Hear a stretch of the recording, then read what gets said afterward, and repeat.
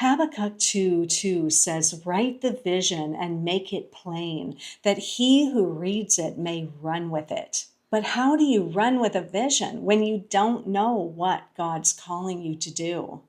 By the end of this video, you'll understand what it takes to receive a vision from God and the steps you need to accomplish it. A lot of Christians avoid talking about vision because they believe that it's a new age concept, but that's not true.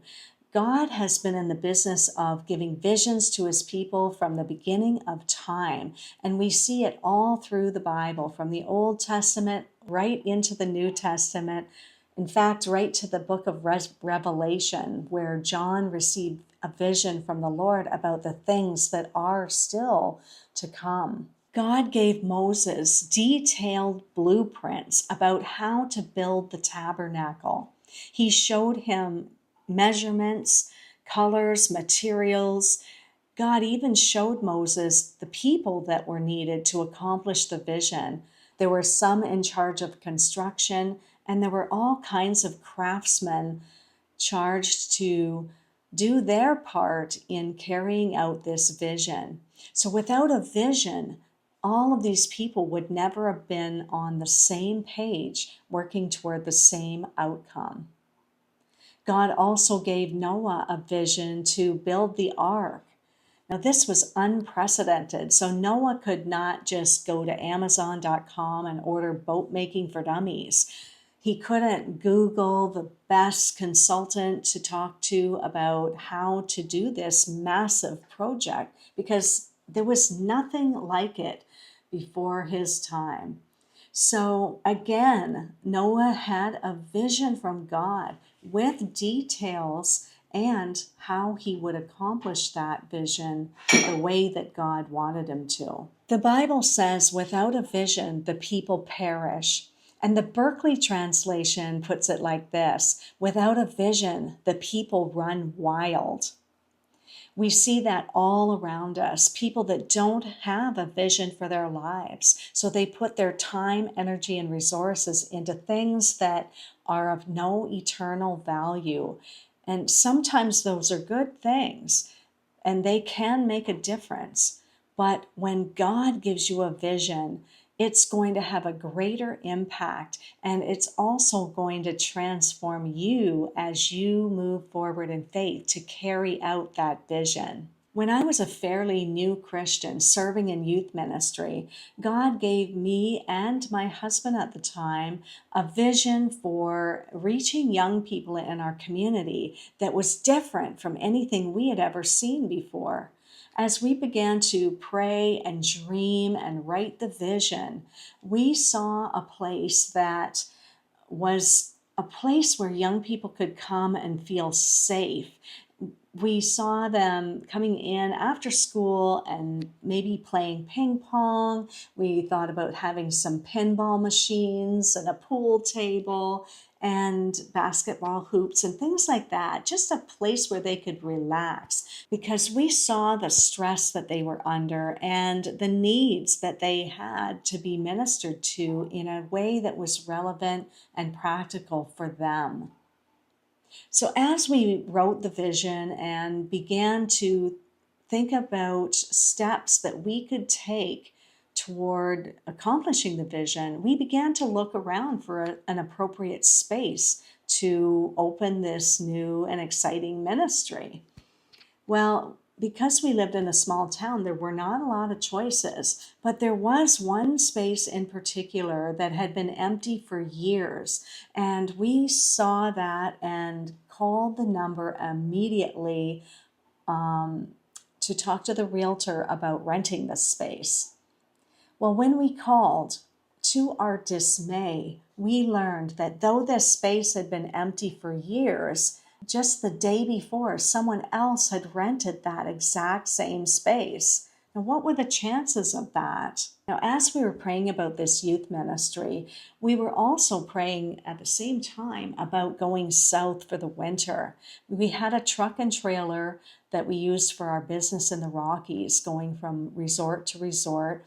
And we really were feeling led, especially since this door closed, to go south for the winter. But we didn't know exactly where we would go. We just knew to go south to the States. As we were driving south, we were praying about where to go, asking God to lead and direct us. So we were listening to a radio program, and they were interviewing Pastor Tommy Barnett with the Dream Center. And so we knew all about him, and we were interested in going and working with his ministry for the winter. But as we continued further south, we weren't sensing that was what God had for us to do. So we continued to drive toward Alabama to visit some friends that my husband had from many years before, and they were Christians. And I remember talking to one of his friends, and he was saying to us, we were telling him we didn't really know where God was guiding us. And he made a very profound statement saying, sometimes God is guiding us even when we think He's not. And that turned out to be true, because as we left Birmingham, Alabama, we went further south, and we were going to go, I believe it was east on I-90. And just as we were going down the highway, our truck began to rattle and shake. And so we quickly pulled into a truck stop in Mobile, Alabama. And we just made it in there before the truck stopped. And we were pulling this huge trailer behind us. So we were thanking God that we made it safely into this truck stop. Well, it was the week of Christmas, and so a lot of things weren't open, but we called the dealer because our truck was still under warranty, and they were able to bring our truck in and fix it for us. But sadly, they would have to order parts, and because it was the holidays, we had to wait about a week or so for the parts to come in and then for them to fix the truck because it was a broken flywheel. So as we were waiting, we were witnessing to people and leaving tracts in the truck stop and things like that, thinking, oh, wow, God's using us, this is fun and we're safe and we don't know where we're going from here, but we're trusting God. So while we were there for that week, we went to a local church in Gulf Shores, Alabama, and we felt a connection there with the pastor, and we asked him if we could come there and just pray every day. And he said, sure, of course. He wasn't dumb. He said, yeah, we'd love that. So, we went there every day, and we just worshiped and we prayed and we got to know them a little bit. And we were praying that God would fill that church with young people. It was a brand new church. And so one day we were coming out of the church after our time of prayer, and this bus pulled up, and it was a big school bus, and young people started pouring out of this bus going into the church. And we were saying, wow, God answered our prayer. What's happening here? So we asked some of the people that were going in, and they told us it was a youth conference and they had rented the church. So they invited us to come and join them. And so we did that, and we connected with this church in Mobile, Alabama. And they invited us there to visit their youth ministry on the Friday night. So we did that. And when we walked into that youth ministry, we saw the vision that God had given us. There were young people. It was exciting. It was a pilot project for 180, which was a ministry of Church on the Move in Tulsa, Oklahoma. And this story's getting long. I'm sorry. But it's very exciting because we saw the vision that God had given us back in Canada. And that was amazing to us because, as I had said, the door closed for that ministry, but somehow we ended up at this church, not by chance, but because we were not in control of our truck breaking down at that specific place. But God was directing our path to see this ministry and this vision that He had given us. So as we got to know the people there, and we said, "Oh wow, we want to work with you. This is exciting. We feel like a connection here."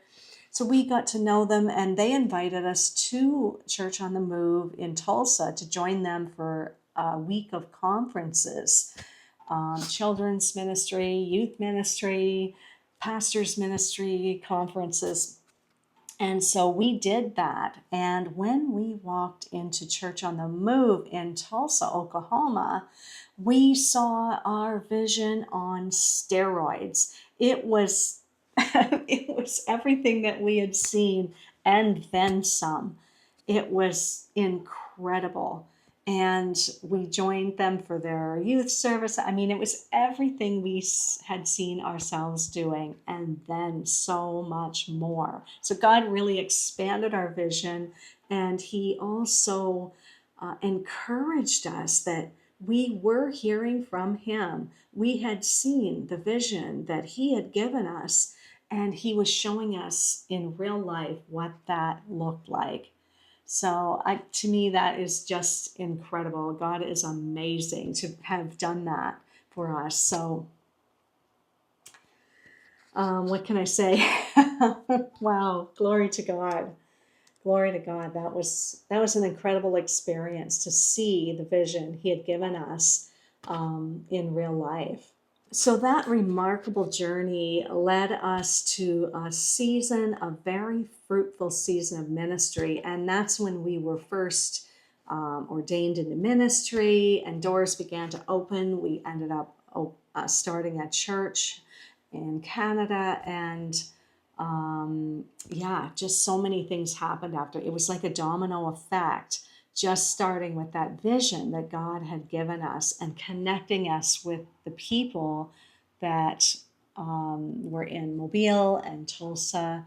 And wow, I just say, wow, God. But here's what a lot of people get wrong about getting a vision from God. They think that it has to be some massive ministry like the one that we saw.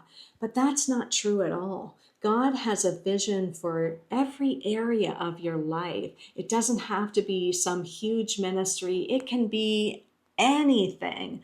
It can be raising a child for His glory, it can be being Christ like on the job that you have, whether it's McDonald's or the biggest corporation in the world. God's ways are different than our ways. So we tend to glorify certain ministries, but God has a vision for you and for every area of your life that will glorify Him.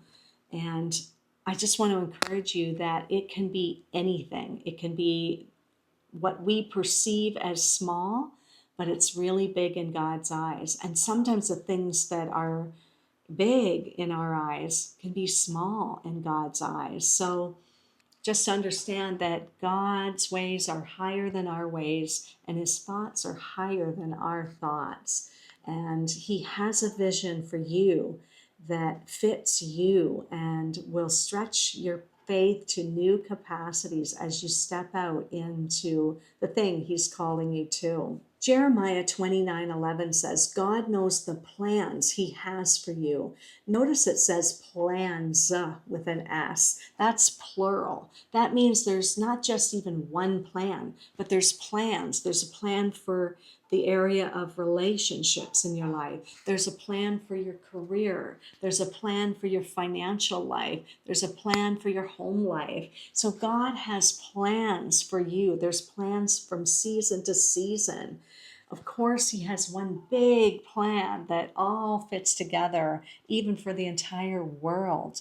Our lives are complex, and they consist of many moving pieces. He has a plan for your character and your growth.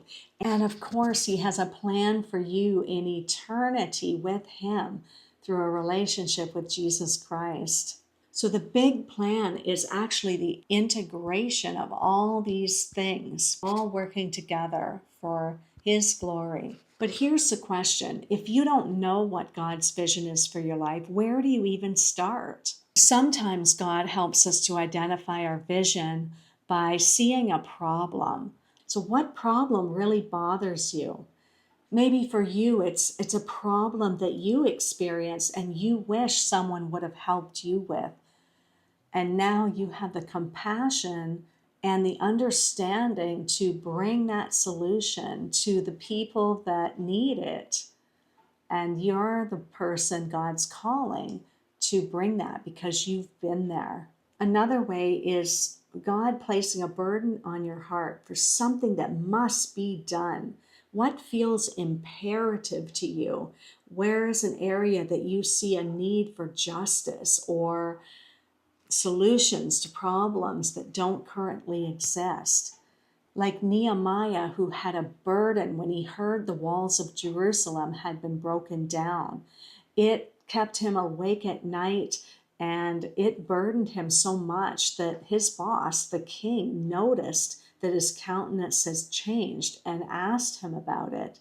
And then, as it turned out, that very king was able to help Nehemiah to accomplish the vision. Now, having a vision is good, but it doesn't end there. In fact, that's just the beginning. So, how do you get from the vision to accomplishing the vision? This is where most people get stuck. Nehemiah didn't just feel that burden for the walls of Jerusalem being broken down. He thought about it day and night. He stained his pillow with tears night after night because he was so grieved and hurting for the people of his city. He obviously prayed about the problem because it became such a burden to him that he was compelled to do something about it. So when the king asked him, "What can I do to help you?"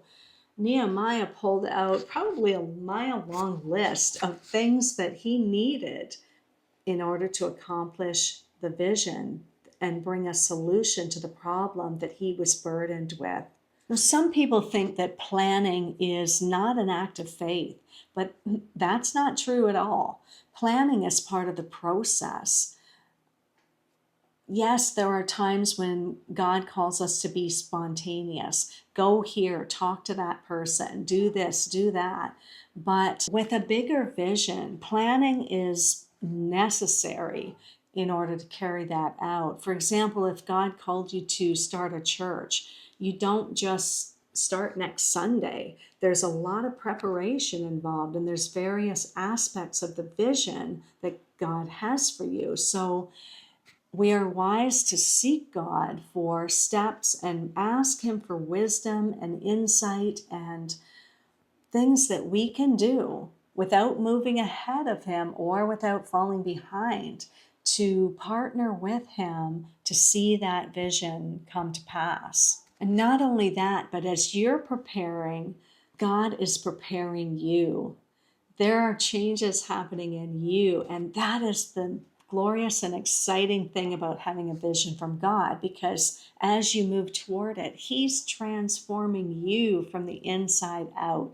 You're experiencing challenges along the way.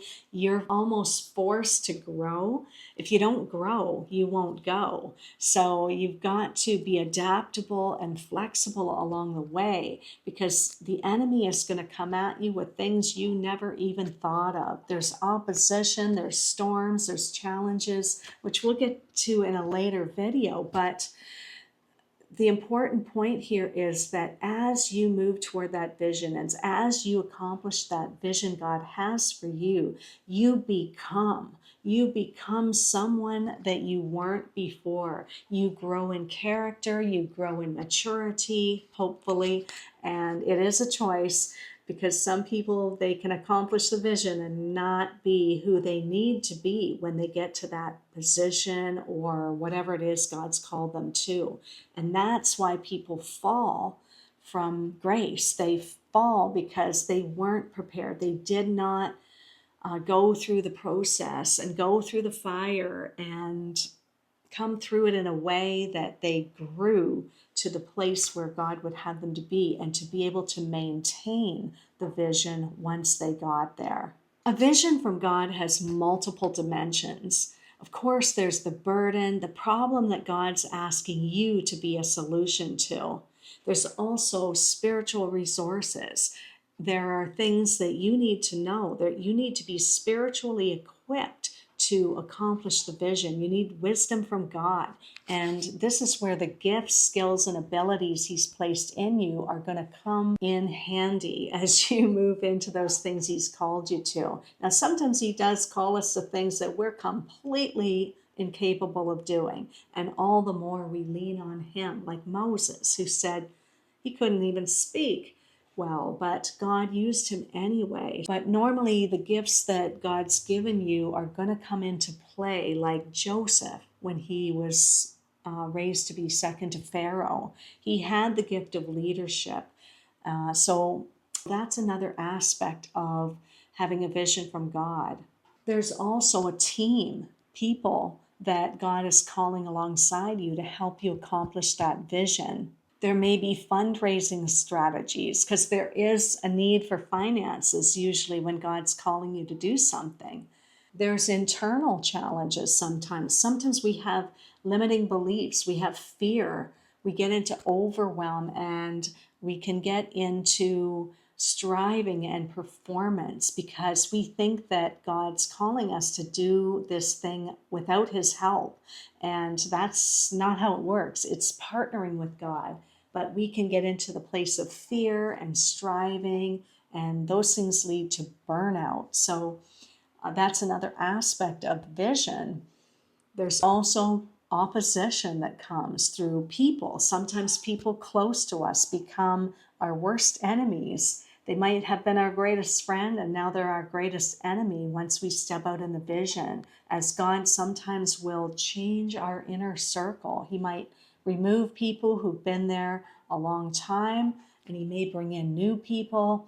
It's really interesting to see how God moves people in and out of our lives as we move toward the visions that He has for us. Here's a coaching question for you. What vision has been stirring in your heart that you have not yet written down and prayed about? I encourage you to do that this week. Whether God is calling you to something you perceive as big or small, God has a story that He's writing for your life. You're not behind. You're not too late. This is your time to flourish. So take that step of faith and see what God will do. If you're ready to turn your God-given vision into a strategic plan, I have opened a limited number of free coaching calls this week. If you feel like it's time for you to take your God-given vision and turn it into a strategic action plan, I have a limited number of free coaching calls available this week. I really encourage you to book a call in the link below, and let's get together and talk about what God's putting on your heart and the steps that you need, or even just the next step that you need to take to accomplish it. Otherwise, I'll see you on day 4, where we're going to talk about what to do during times of wilderness. Thanks for watching.